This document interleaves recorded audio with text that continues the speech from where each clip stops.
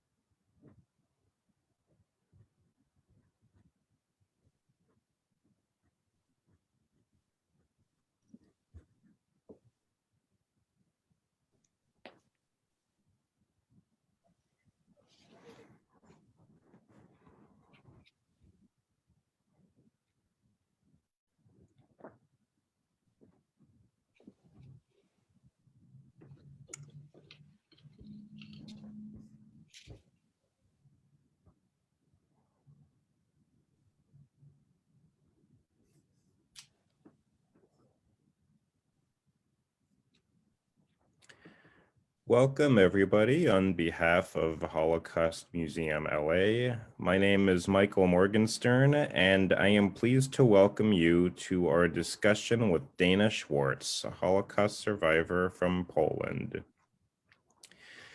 Before we begin, I would like to share a few words about the museum.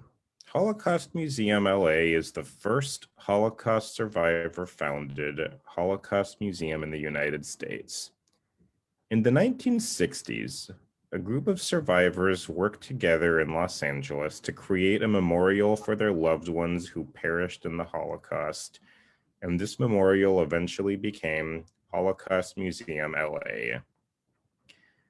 This was also at a time where people were, for the most part, not interested in discussing the Holocaust, but thanks to their courage, these survivors established our museum with a mission to commemorate, educate, and inspire future generations.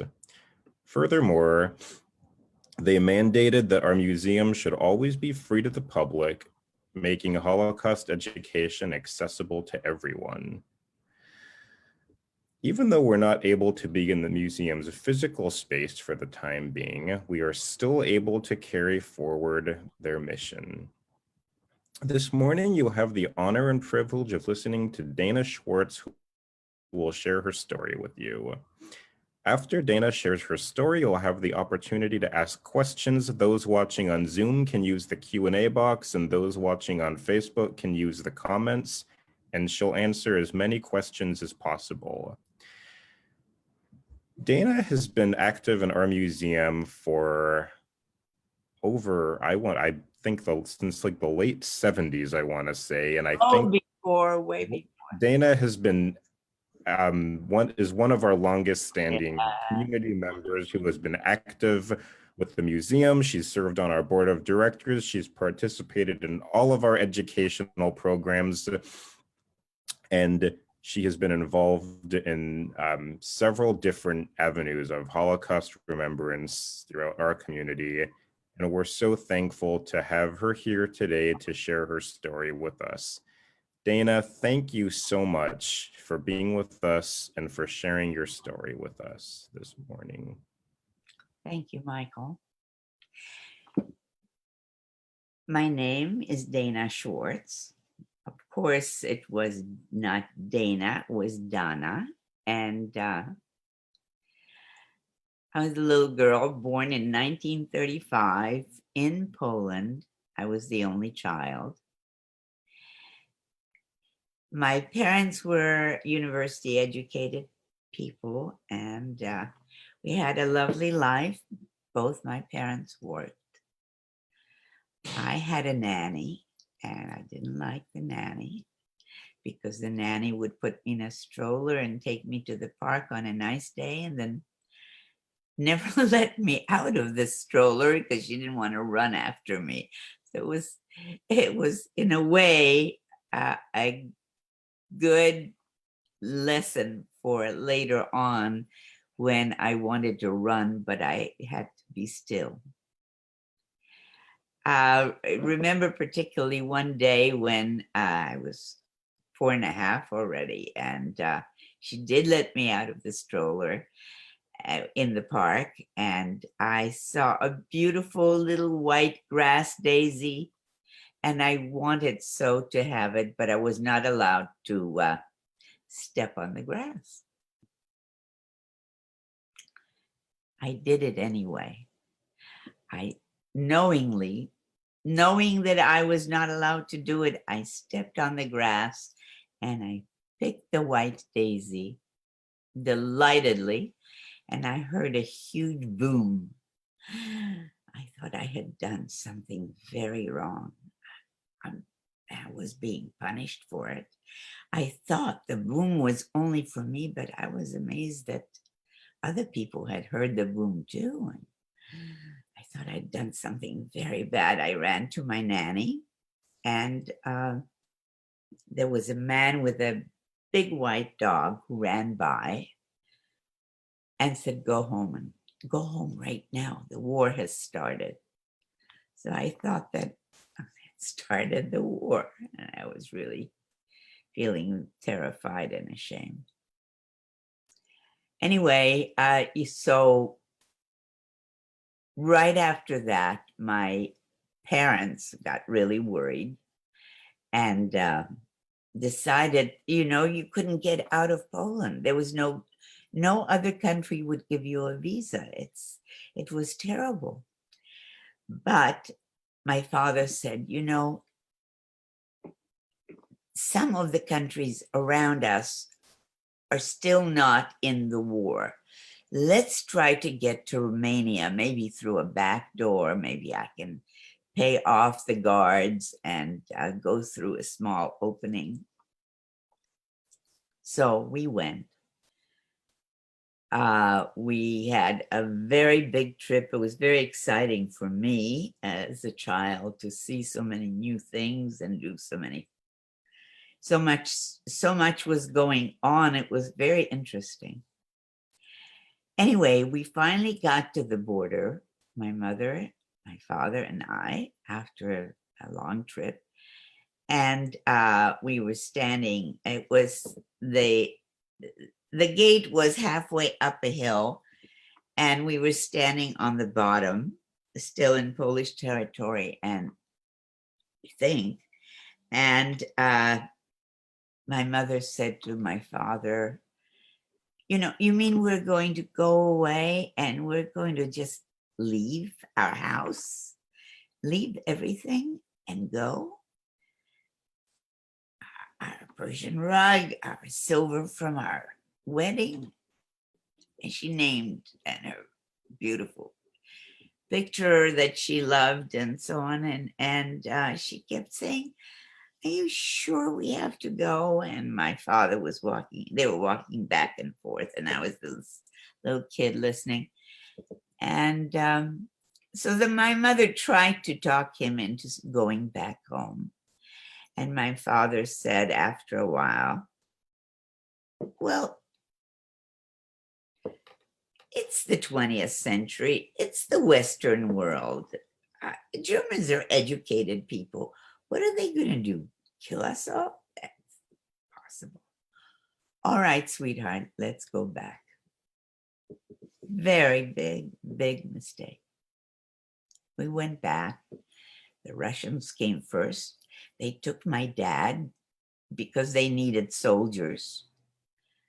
And it was terrible that they took him, but he escaped from the place where he was stationed.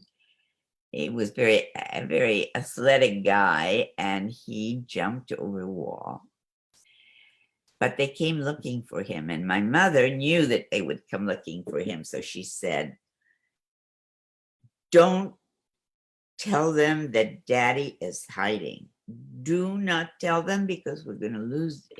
She put a really big guilt trip on me, not to say anything. And I was terrified because I'd never lied before. And I had to lie and say, I don't know where my daddy is. But I knew that he was up under the eaves, and I didn't say anything. And they pinched my cheek and said, hello, little girl. Where's daddy? Where is he? We can't find him. And I kept saying no. And I kept my word that I wouldn't tell. And they went away, and then we had daddy back. And it was very exciting. And I was very proud of myself for keeping the secret. Well, the Russians, ate everything in sight. They didn't have enough food, so there were shortages. But during that time, my father had brought or had delivered a huge sack of flour. And that's what we ate from. My mother was always the student, not the cook, but she learned how to make noodles. I helped her make noodles. And a little kid with noodles, what else do you need? I was thrilled. But so we were not really starving because we had those noodles. And it was a scary time, but not so bad. Then came the Germans. At first, it was okay. Very shortly after, though, that somebody knocked on the door.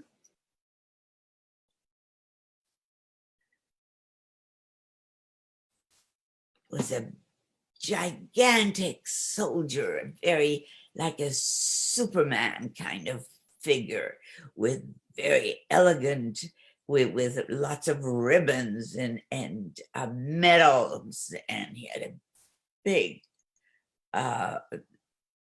coat over his uniform, sort of on his shoulders, and a monocle. And he had two lieutenants behind him. He knocked on the door. My mother, of course, opened the door, and he said, we want to look at your place. I mean, they can.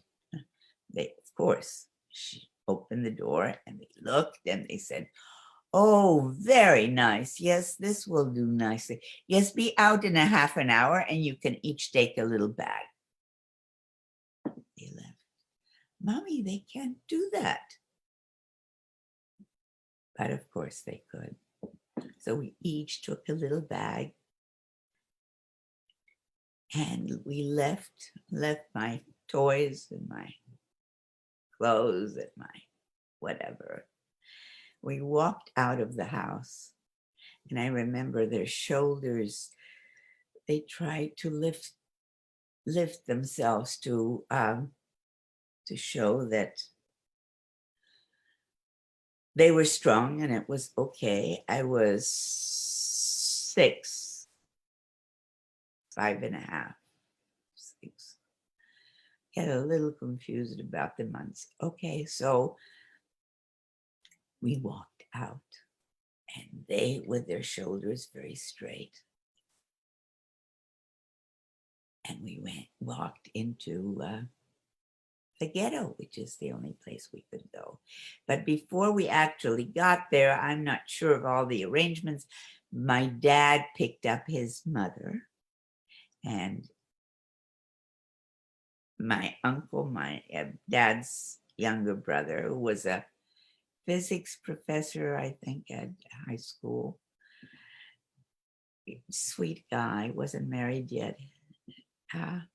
Very sweet guy. His name was Moshe. So you also got another person. He had twin friends that he had gone to university with, and they had come over before we were kicked out. of the house, they had come over and said, look what we got. The most amazing thing, we got visas to go to Portugal. And the dad had been some kind of important person or something, and someone from Portugal invited them and sent them a visa. Amazing. And my dad said, oh, you're so lucky, go. And they said, no, we can't go because dad has died. Our dad has died, they said.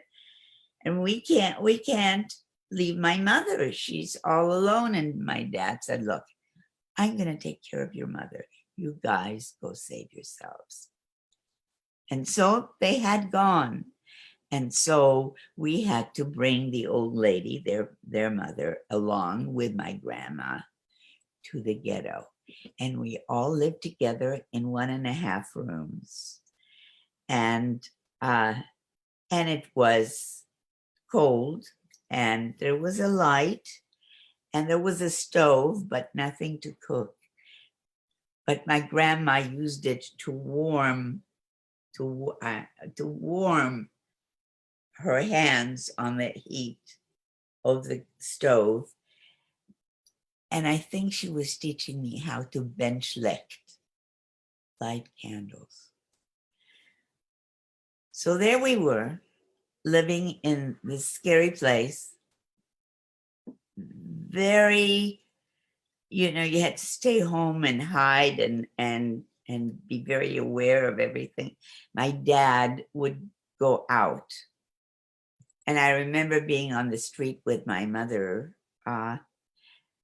and people were walking very strangely around one part of the street that was part of our apartment house, because there were splotches, 3 big splotches on the wall. Sorry, they were made by grabbing toddlers and smashing them against the wall to see if they could smash the brains on the first try. My apologies.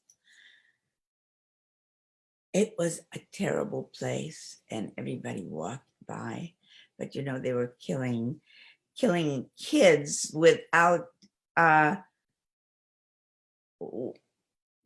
using bullets, because bullets are expensive and you can kill kids in lots of different ways. Throwing them into the trucks, throwing them out the window. Lots of different ways. We were in this ghetto, and one day when dad came home, we were hungry. We didn't have enough to eat. It was so tough.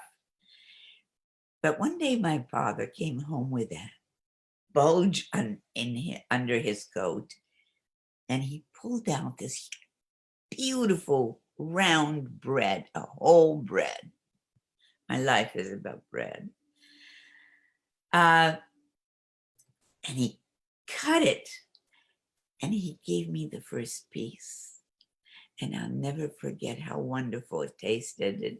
It had grit and sand in it too, but it was so good to have my mouth full. I was so happy. But he said, there's going to be an action. I just want to tell you a little bit about maybe some weeks of the ghetto. So there's going to be an action. It's like cowboys pushing cattle towards the trains, and in cowboy movies, how that looked. They would get everybody out, and everybody march down or walk down to the trains, and they would say, we're I forget the word, resettling you because we need workers. They wanted everything quiet and lovely, and nobody to scream, nobody to cry, everybody to, no wrong information that would keep them quiet. They were coming for us, block by block. My dad worried very much about his mother, and the old lady, the mother of the twins. And some other guys were also worried about their elders. And so they found that there was one apartment that was bigger than the others. It had an extra room. So they put the elders in that room and put a cupboard in front of the door. So when the Germans came to take everybody away, they wouldn't see that. I must tell you, they did see it. They found that maybe it was the discoloration of the wall or the floor or something. They realized that the cupboard was hiding them, and they did take them away. But for us, Daddy found that under the building, the foundation down below there was a big hole where people used to throw old bottles and stuff. And one morning, I woke up in that hole. I don't know quite how I got there. I'm very vague at how I got there. And I woke up and I was in this big hole, and there were several other people lying down. It was like a box of sardines, I always think. And my mother, my dad, my mother, my dad, and I were lying down. I could sit up because I was little, but my parents couldn't sit up. It wasn't tall enough. And we hid there. We hid there through the action. It was called an action when they came to get everybody out of the apartments and check them all out, put them in the courtyard, and then march them out. There was a very skinny little place where I could see from, because I don't know, I was able to see feet. So they took a lot of people, but they didn't find us. How was it down there? I woke up, Mommy, I had to pee. There'll be a bottle that comes around. Oh, I can't. Yes, you can. They won't look. So there were bottles for urine. Poop wasn't, bottles were not necessary. There was no food. How did we live?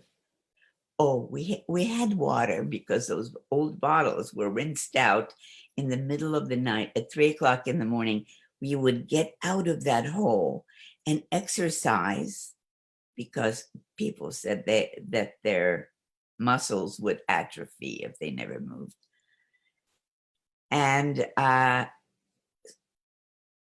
so we had, there was a spigot in the courtyard. They would exercise for a little while.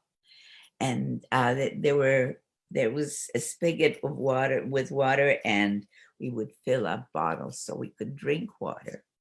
And the other ones we emptied. And my father had a box of sugar cubes, you know. It was more popular in Europe to have cubes. And it wasn't a full box, but there were sugar cubes in there. And he would pop a sugar cube into my mouth a few times a day to give me calories to survive. You know, it was very quiet, very scary, but I had my mom and dad with me, and I just did whatever they said. We just laid there still. And after some time, I think, I don't know how long after we got there, what, days, a woman came in at night, and everybody was terrified when she slid in, because she had a baby at her breast. Babies cry, and they would give us all away. It was terrifying, but lucky for us, the baby had no breast milk and didn't cry anymore. It was very weak and just went like this. There was nothing to give her. She laid right next to me, and there was very little room. So I saw her eyes all the time. She wasn't just with the baby. She had 2 toddlers, and they were all wrapped up in shawls. 2 little kids. I don't know if they were boys or girls. And they had a boy, maybe 11, maybe 12. I never know. I tried to guess, but I don't know how old he was. I call him David because I had to give him a name. You know? He kept saying to his mother, look at the kids, they have nothing to eat. You don't have any breast milk. You have to feed the baby. I have to go find us something to eat, because if Dad was still with us, he would tell me to go. I know he would. And Mother kept saying, no, because she was afraid that, he was her helper with the kids and the baby. And she could think of losing him. But after a while, he begged her, and it was obvious that she needed food. And sometimes I used to think about that I should have taken my sugar cube and put it in the baby's mouth. Maybe it would have lived, but I know that wasn't going to be enough. I know that now. David nagged her until she finally said, okay. He kissed the baby, he kissed his mom, he kissed the 2 little toddlers. They were all wrapped up, and he left.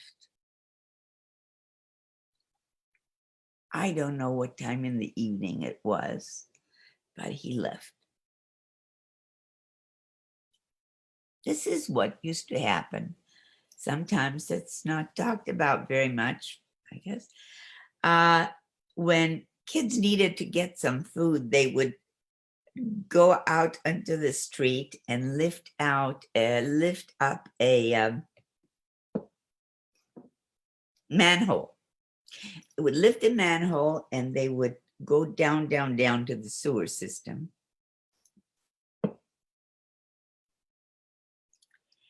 And they would walk on those catwalks way out of the city, and the sewer was long, and they would go all the way out to the country, and then they would tie the bottoms of their pants, and they would look in the fields to see if there was a cabbage or potato that was left from the planting, from the harvest. And they would stick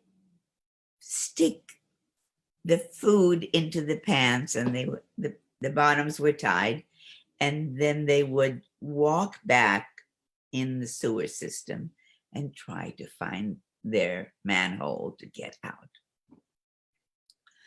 Well, the Germans thought that was a lot of fun, and they would, stand around, and they took photographs of it themselves.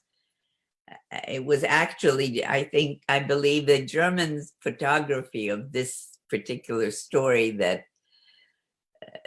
surfaced, and we have, a way to show it.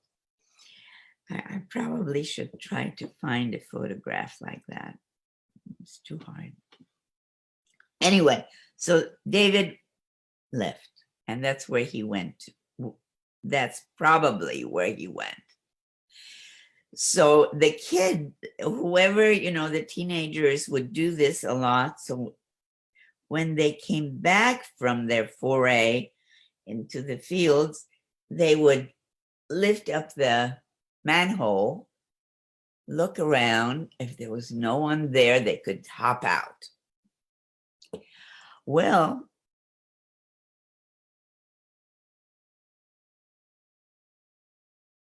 if the Germans stood around and waited and looked at the manhole, they would have fun, smoke cigarettes, and get their guns going, and cock the guns, and would stand around. And if they saw the manhole move a little bit, they would pull the kid out, make them untie their pants, shake their pants, and if one piece of food fell out, they would get the honor of being shot in the head. What kind of an honor is it? Well, they felt it was an honor because obviously these Jews were going to suffer terribly all the time, and he would have a clean death. It's something, as far as they were concerned. So, to make the long story short, he never came back. It happened to him too. Somehow, maybe another way, but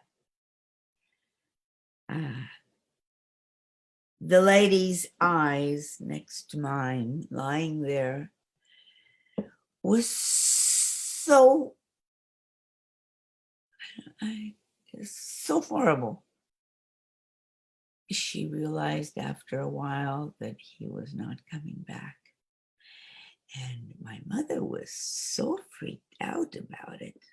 I mean, this poor lady was in a terrible condition. But on this side was my mother, and she kept whispering to my father. And at night, they decided, and at night she took me out of the home. Wasn't too late at night. And she took me upstairs.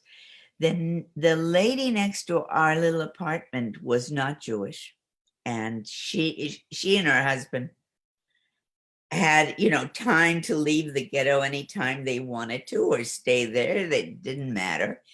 But if there was a good apartment available, they would take it. And so they had found an apartment, and they were going to leave the next day and move. And my mother knew about it because they had said something before the action. She knocked on the door and she said, "Please, I know you're moving tomorrow morning. Look at this ring. I have this very nice ring with this big red stone.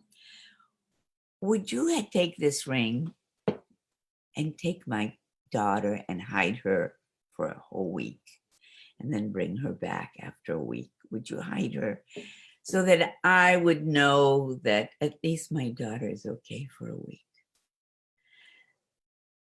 And the lady looked at the ring and talked to the guy, and they said, okay.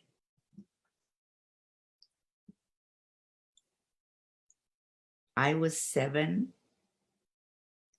1/4, something like that, 7.5. I didn't say anything. I didn't love it when my mother left me there, but I knew better. So I was very quiet and compliant. And sure enough, the next morning they took me and hid me. So they brought me to their new apartment, and their bedroom was, it was 1 bedroom, and there was a huge bed in the living room. They slept in the living room. They put me in the bedroom. They said, "Won't lock you in, but don't walk around the apartment because through the windows people can see a little girl, and they'll get us all in trouble."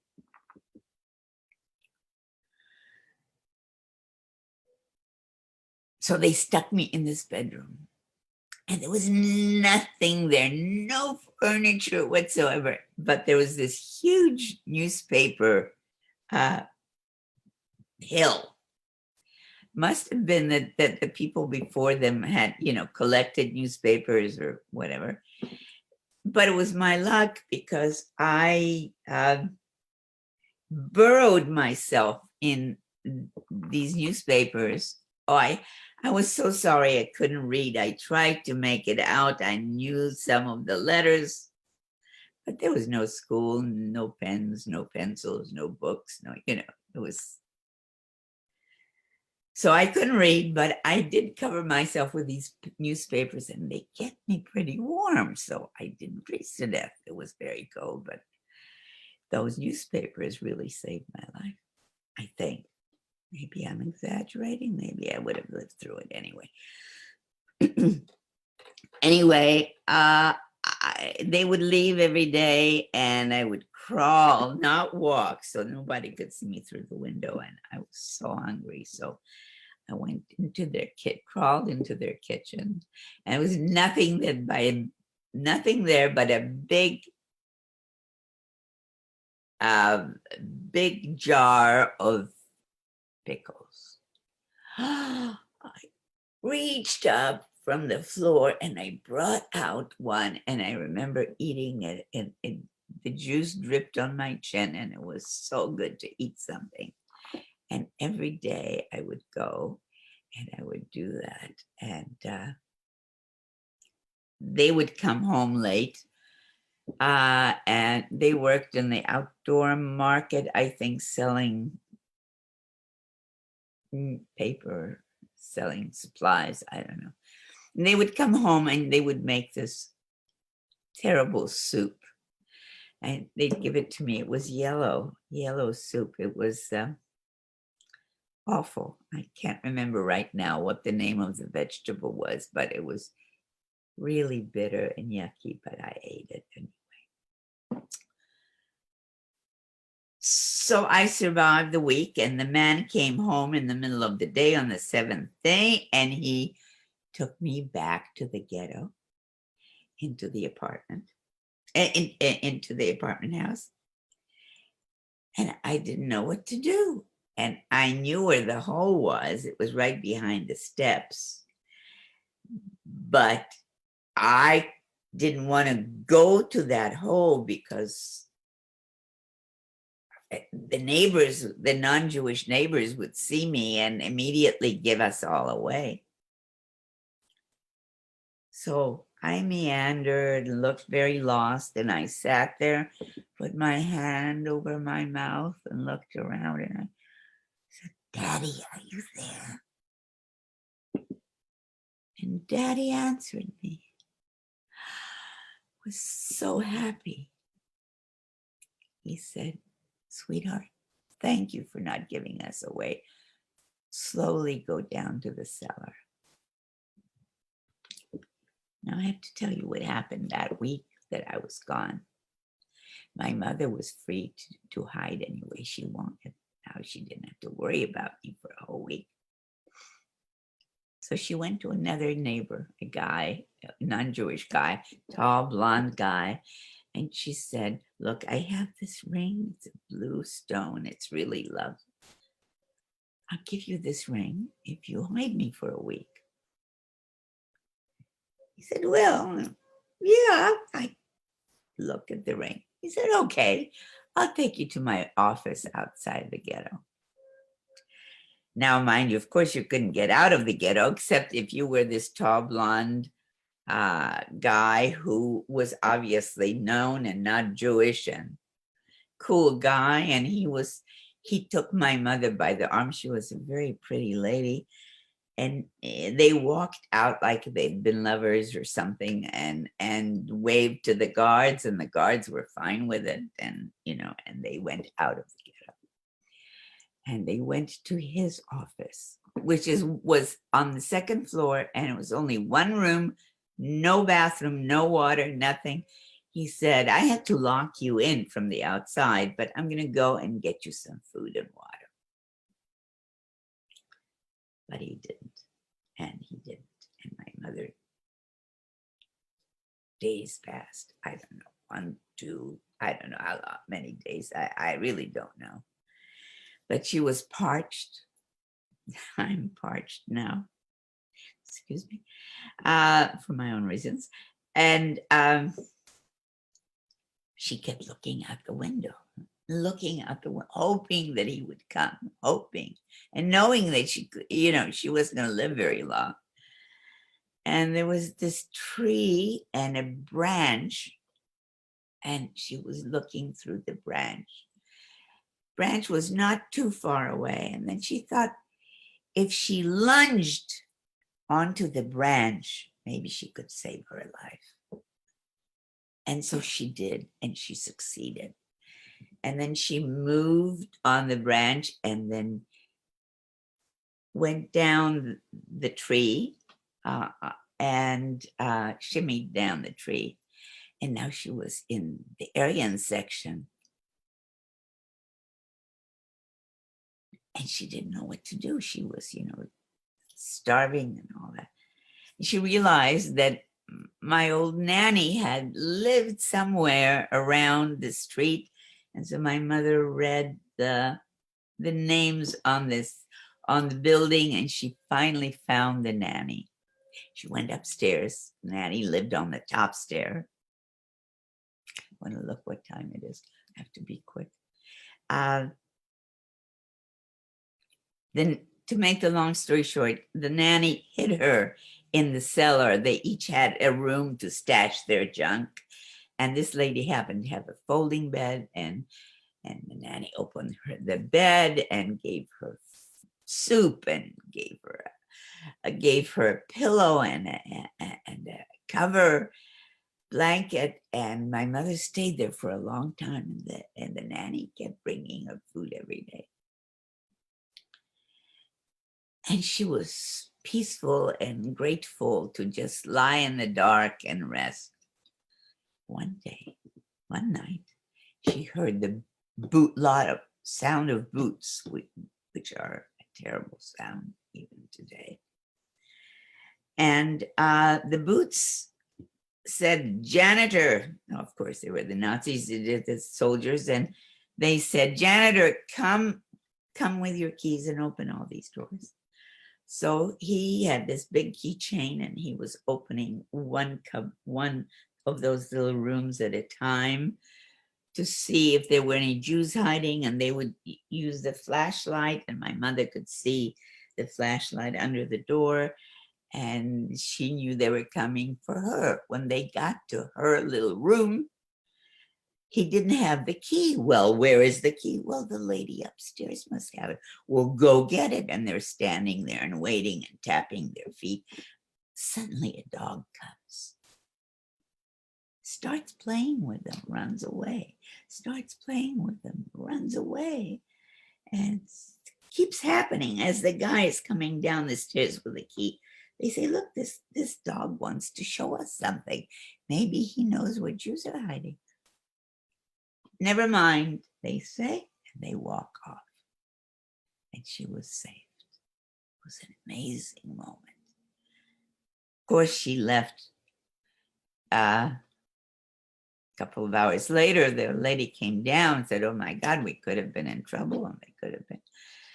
And she walked back, and she walked into the ghetto, because, hey, you could walk into the ghetto anytime. It's walking out that you can't do.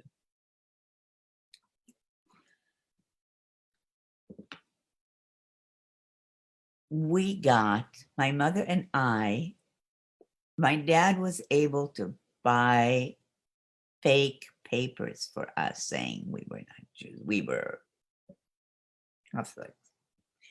And then we had to learn, I had to learn who I was, and we even had to get a new name that had, they figured out that the best name to have is a name with the word pig in it somehow, so that it would indicate that obviously, we were not possibly Jewish.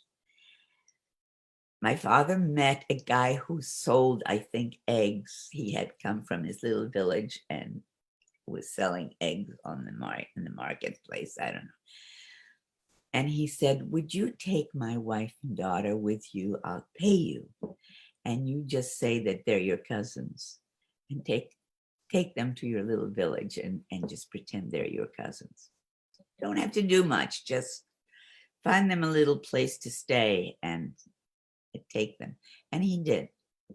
there were some very delicate troubles, and I almost got caught, and it was very dramatic, but we got to the village and we stayed at the village.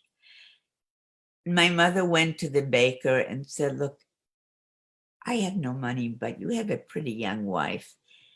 And and I have 2 silk dresses from the city, and I have my my watch and my engagement ring. I'll give you everything right now. If you just promise me, you're a baker, would you promise me a piece of bread for my daughter and me every day? And the wife really liked the stuff, and the trade was made. I mean, we weren't sure that he was going to listen to us and give us the bread every day, but for quite a while, he did. My mother made me play with his kids so that it would look like we were friends and that he couldn't say no so quickly.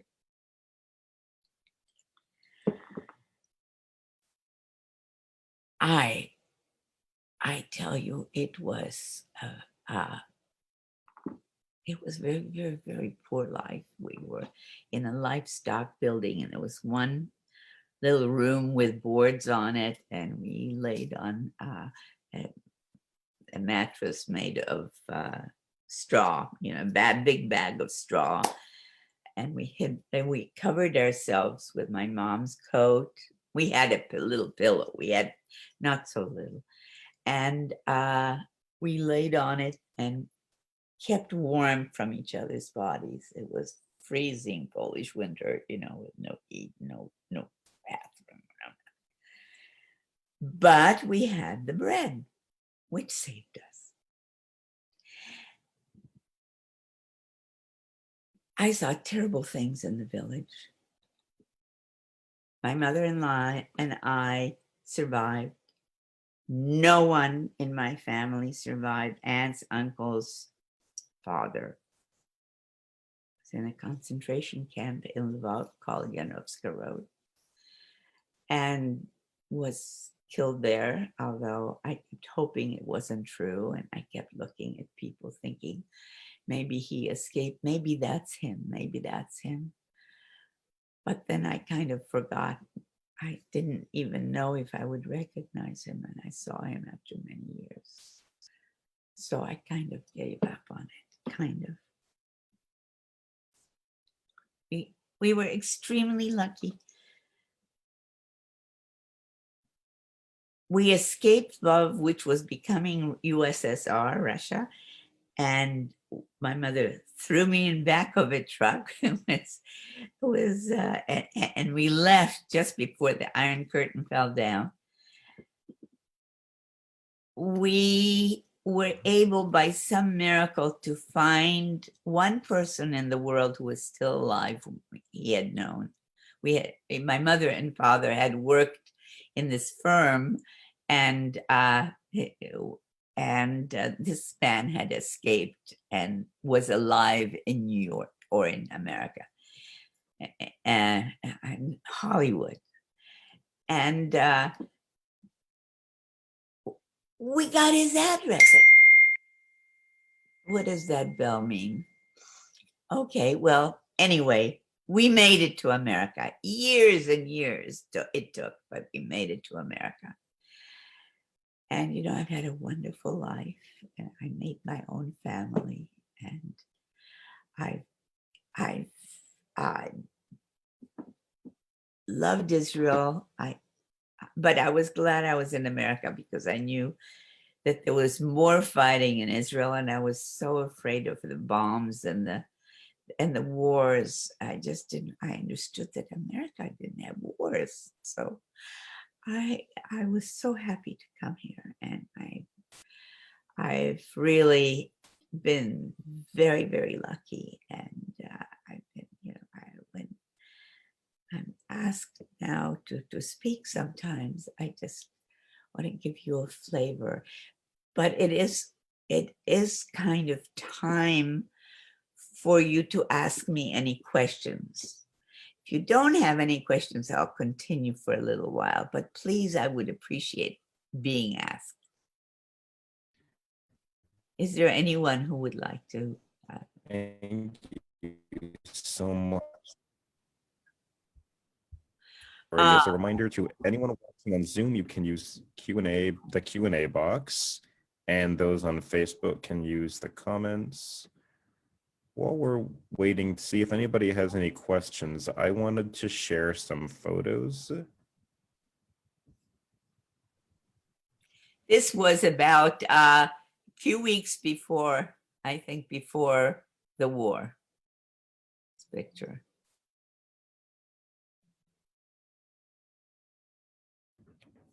We have Okay. questions. Yeah. Why didn't your father go with you and your mother? Because he was circumcised, and the Germans, had checked all men. They made them open their pants and prove, because no one else in Europe was circumcised. That time it was only the Jews, so it was the mark of a Jew. And he couldn't come with us because he wanted us to survive, and that would not have been possible. Thank you very much. How did you as a child maintain hope during such a difficult time?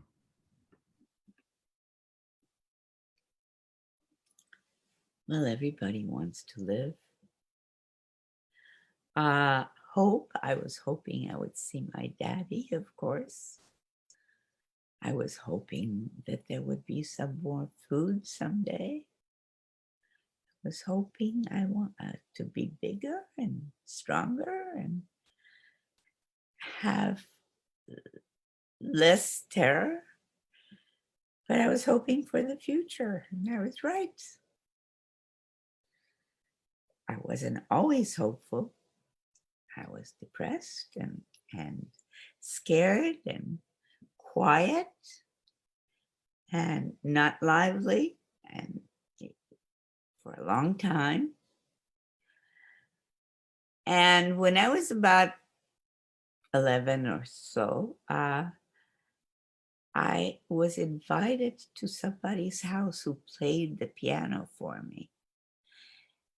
And the music I heard was such a life changer. Suddenly I realized that there was more to life than just, being still and being safe. And I changed. And I have a big mouth now. I talk and talk and talk. And I studied. I was a school teacher, and I was a therapist, and I was at the Shoah Foundation and did lots of interviews. And I was in different positions at the Shoah Foundation. And my first love is Holocaust Museum of LA. And I've been very happy. So thank you for listening. Thank you so much. I also wanted to share a few more photos. That's my mom and dad in front of their university.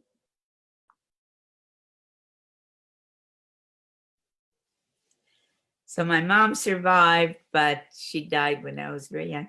This is a particularly funny picture because I had to take it this is way after, a year after the Holocaust was over, and you see that I'd already been overfed in that one year, but I was still depressed and sad and quiet.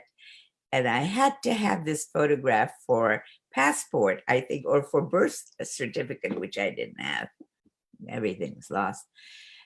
So the photographer, I was taken to a photographer for this picture, and he said, "Smile." And I said, "Smile? I don't know what you do to smile. I think it's something about the corners of your mouth going up." And so I tried it, but I didn't succeed. I have since succeeded. Never stopped smiling. This is my mom and I, and the locket The locket is a picture of my mom and dad, which I kissed every night all the way through the Holocaust.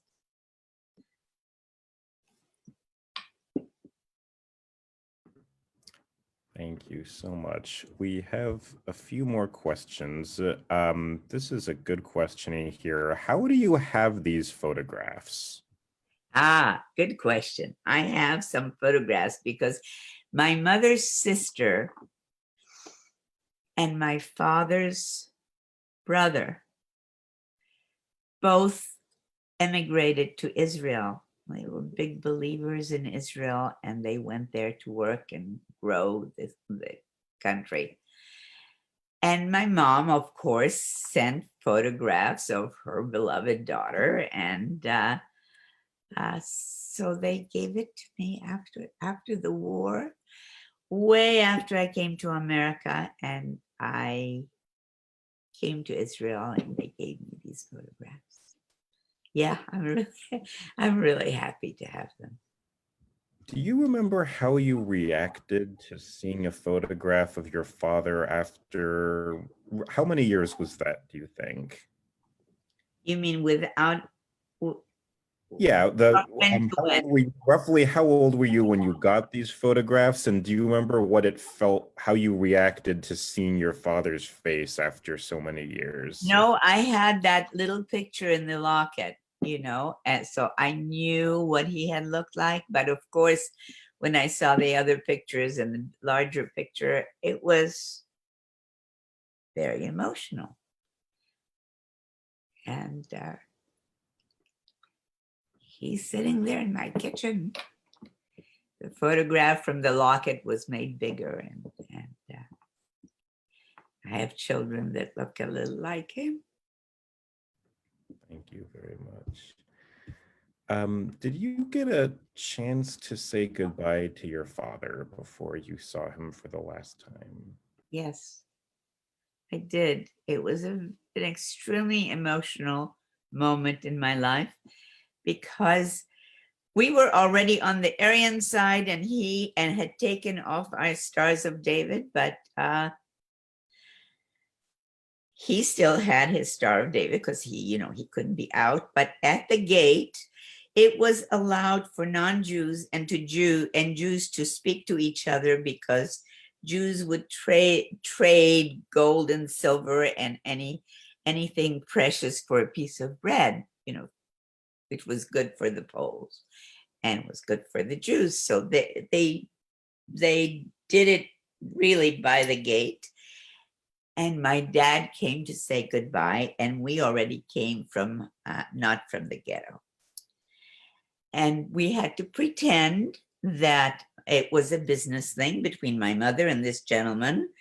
And I had to keep my arms down, not to look at him, not to smile at him, not to talk to him, because I was not supposed to know him because he was a Jew.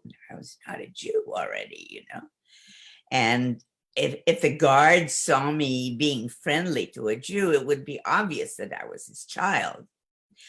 So I had to keep my arms down and my shoulders down, not to look at him, not to smile at him. I sneaked a look. And he brought a bread with margarine for the trip. And it was terribly hard for both of us. And he brought a little sieve. He didn't know what to bring me. He had nothing. But he brought me a little sieve as a parting gift. And then I had to turn around and walk away from him without a hug. And I knew that we may never see each other again. It's very, very tough for me to walk away from my father. And indeed, I did not see him again.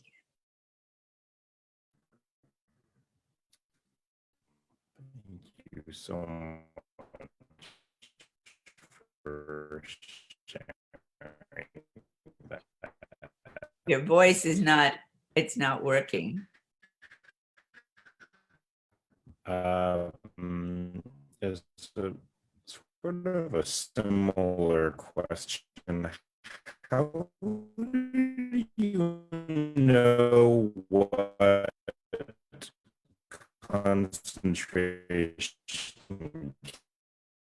Can't understand you. camp he was? Dana, the question is, how did you know which concentration camp your father was taken to? Well, first of all, it was right outside the city, just right there. At first, it was partly a work camp because they wanted to take all the Jews' furniture and things and ship them to Germany for their own people. So, you know, what if those big pieces of furniture were upstairs, many floors up? They would use the prisoners to carry it down. But there was an ability, it's very strange, there was an ability for my dad to write letters, 3 letters. Somehow, you know, somebody had maybe some money and then they were dead and you could take the money and give it to the, I mean, this is my fantasy, give it to the guards, and the guards would let you write a letter, you know, a piece of paper and a pencil. And I had those 3 letters. They said, you know, I saw Sid, his name was Sid. I saw Sid, and Sid said he's going on vacation. You know, it was double speak. And so it meant he was planning to escape. And that's one of the reasons that, and then of course the letters stopped coming. Because he had said he was going to try to escape, I thought that maybe he had escaped. But then right after the war, my mother met, I think there were 6 people who survived the camp of thousands and thousands. It was called Janowska Road. And so one man, my mother met right after the war, and she said, do you know anything about my husband, Sid? Do you remember? Yes, I remember him. Yes, he was shot, and he explained how my dad had to bring a bunch of people to the top of the sand dunes in the afternoon, so the German soldiers could sit around, drink, and shoot like cans of beer that, you know, they were shooting the people that were standing up on the top of the sand, and they would roll down and sort of be kind of covered by the sand. And so that's how my dad got killed too. That's what he said. And I have some books. There's one book of the guy who survived. And he writes about those sand dunes. You know, I've had that book for about 50 years, and I cannot read more than 1 or 2 pages at a time. I've never gone through it. It's just so hard to read, but it's very precious. So I know the truth, and I know the hope. And of course, by now, it's many, many years later. And time has gone on. Thank you for sharing.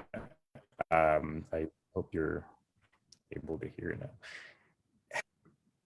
Oh, I'm sorry. Are you still having trouble hearing me? Yes. Sometimes yes, and sometimes no. But if you ask me a question, maybe I can figure it out. Try again. Okay.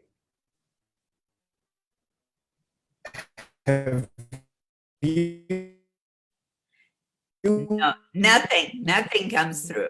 been back So sorry. to Maybe the young lady can help. Yeah. The question is, have you been back to Poland? Yes.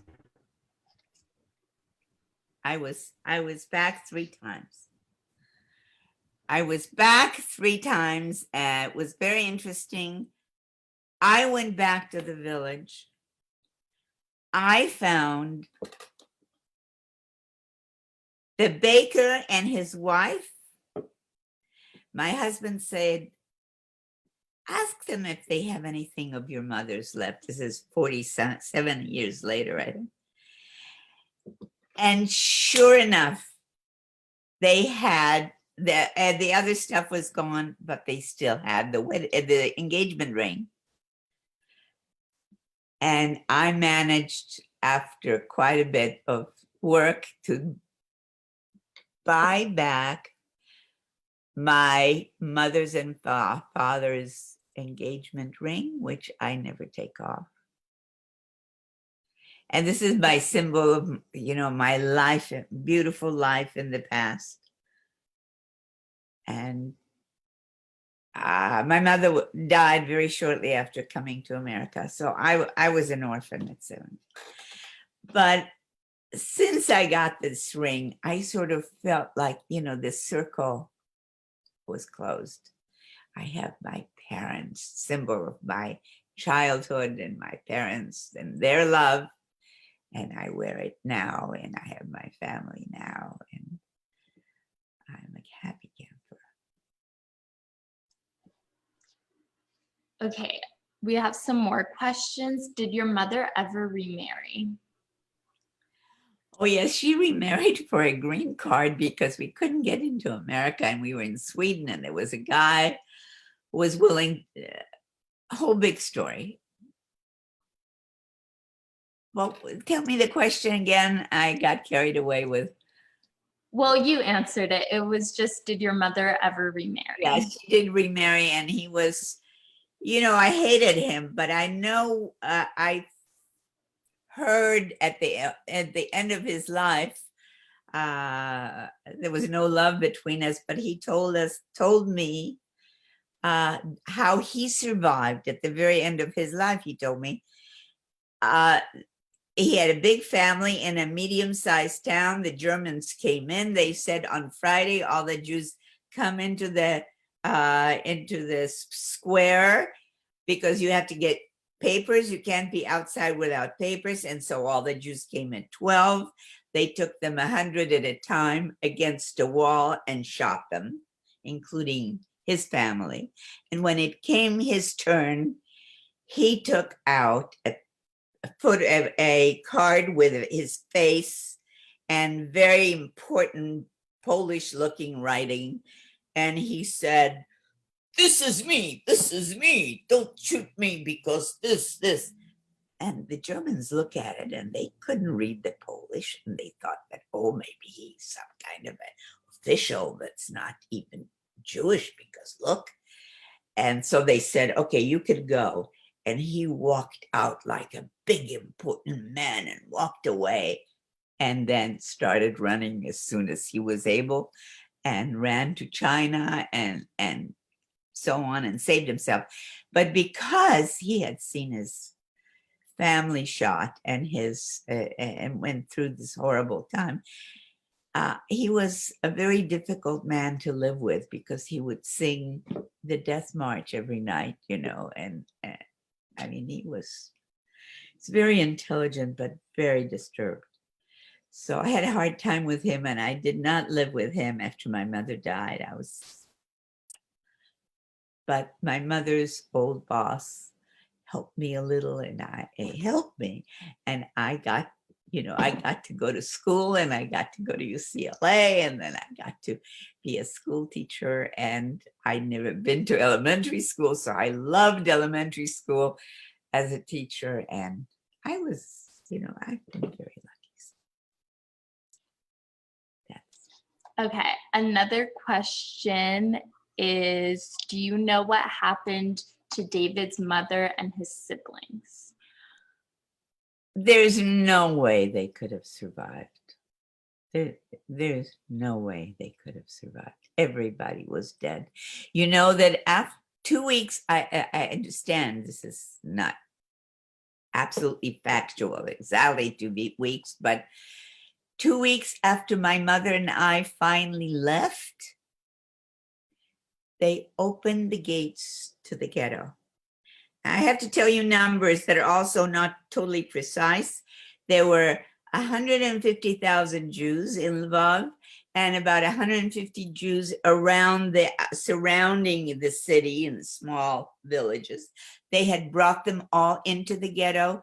There were 300,000 Jews at that point, approximately, in the ghetto. And by the time we left, they opened the gates because there was no one there. There was typhus. There were transports, to the death camps. There were people dying on the ground. There were little kids without food and without parents and without anybody. Everybody was dead. So they opened the gates. It was done.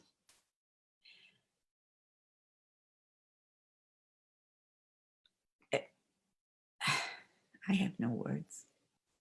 So it's so tragic, and we were so lucky. I never forget that lady's eyes. What a Sophie's choice, she had. That's why Okay. And then to wrap things up, how do we help educate and memorialize the lives of those who were murdered in the Holocaust and help people never forget?